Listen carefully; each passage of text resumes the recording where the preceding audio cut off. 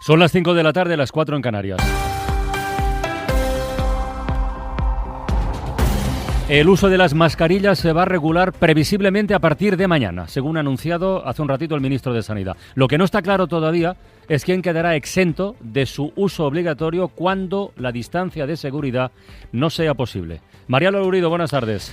Buenas tardes, Carles. Mañana saldrá publicada en el Boletín Oficial del Estado, según el ministro, esa orden que va a regular el uso obligatorio de las mascarillas en la calle y también en los espacios públicos cerrados. Habrá, como dices, excepciones, aunque no quiso el ministro especificar cuáles van a ser y no serán gratuitas. No habrá reparto gratuito de mascarillas, salvo en algunos casos, en algunos colectivos, y eso ya lo tendrán que decidir las comunidades autónomas. Que van a ser obligatorias son las mascarillas higiénicas o quirúrgicas.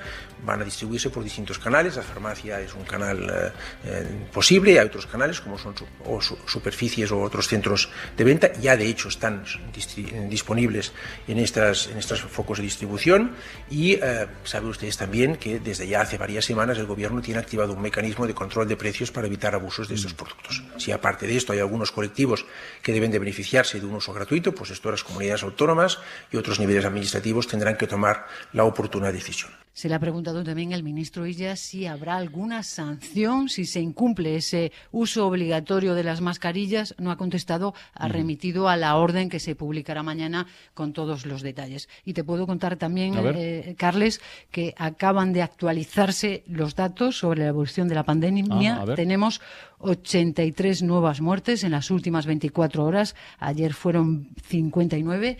El número de víctimas total es el de 27.778 desde que se inició la pandemia.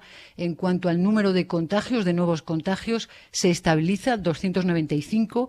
Ayer eran 285 y el repunte es del 0,13%. En total son más de 232.000 las personas afectadas por el coronavirus. Carles. Bueno, los datos día a día siguen siendo, no diré positivos, porque sigue siendo una barbaridad el número de muertos y de contagios, pero estamos mucho mejor o mucho menos mal de lo que estábamos hace apenas unos días o unas semanas. Y ahora seguimos con datos de un informe del Centro Europeo para el Control de Enfermedades que sitúa precisamente a España en cabeza de fallecidos por COVID en residencias frente al total de muertes. Yo no sé, Esther Bazán, si están incluidos todos los países ahí.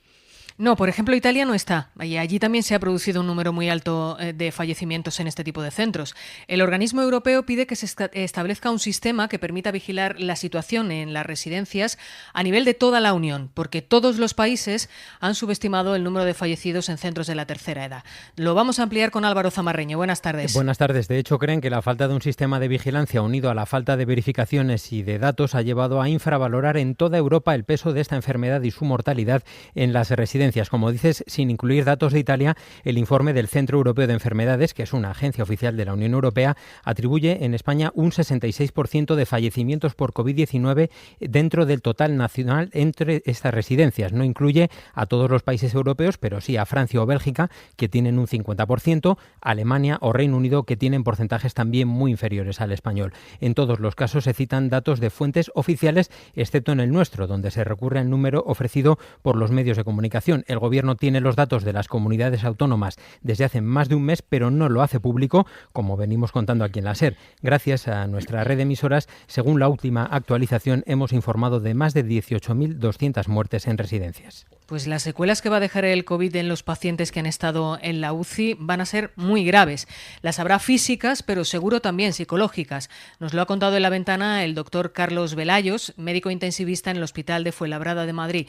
Ahora dice, se trata de hacer la digestión de todo, no solo por la enfermedad en sí, sino también por el contexto en el que se ha producido. Esperamos un síndrome post-UCI grave. Las alteraciones respiratorias van a ser muy importantes, que la pérdida de masa muscular, el encamamiento, han sido ingresos muy prolongados. Y luego hay una cosa que estamos viendo que no había ocurrido hasta ahora nunca, y es el tema del confinamiento y el aislamiento familiar. Son pacientes que han estado aislados en un entorno mucho más agresivo de lo normal. Las familias no han podido pasar. Prácticamente los enfermos han estado muy cerca de un aislamiento familiar, que eso no habíamos vivido nunca, y yo creo que eso también va a tener una repercusión psicológica. Esa parte del síndrome post-UCI en los pacientes COVID va a ser aún más grave de lo normal.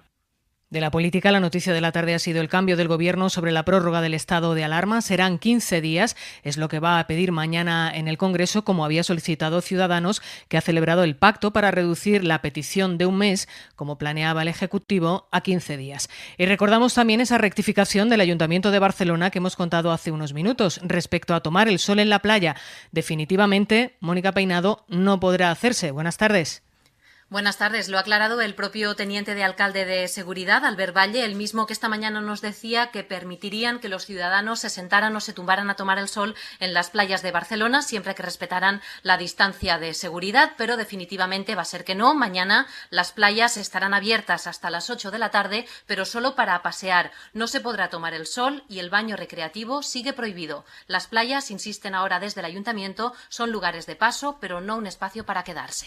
Y los deportes con José Antonio Duro. Buenas tardes. Hola, ¿qué tal? Muy buenas. El fútbol en Italia, la Serie A, apunta a volver a mediados del mes de junio. Es lo que ha dicho Vincenzo Spadafora, el ministro de Deportes italiano. Asegura que si la curva de contagios por coronavirus sigue descendiendo, la fecha del 14 de junio podría confirmarse como de regreso en Italia, donde los equipos esperan la luz verde del gobierno para ejercitarse en grupos. Es algo que en España ya sucede desde ayer. Todos los equipos entrenan, aunque está el caso del Rayo Vallecano, que tampoco ha trabajado este martes. Tenemos novedades sobre el asunto. En las últimas horas, comunicado del conjunto franjirrojo admite que va a modificar el tiempo de trabajo adaptando a las nuevas necesidades del equipo, es decir, que se va a ver ampliado el margen de los salarios que perciben los jugadores en este periodo de entrenamientos. Veremos si la plantilla sale de esa medida económica. Y también en segunda, un ERE, no un ERTE. Un ERE se va a llevar a cabo en otro equipo español, en el Málaga. No va a afectar a la plantilla, pero sí al resto de trabajadores del club de la Rosaleda. Y fuera de esto, un sonido es Ricky Rubio sobre la desescalada aquí en la SER.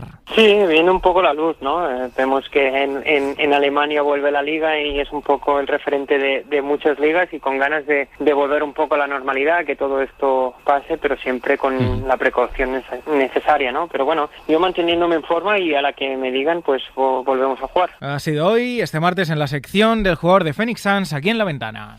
Pues es todo. Ahora sigue Francino en La Ventana. Ya saben que lo tienen todo en cadenaser.com. Nosotros volvemos a las 6, las 5 en...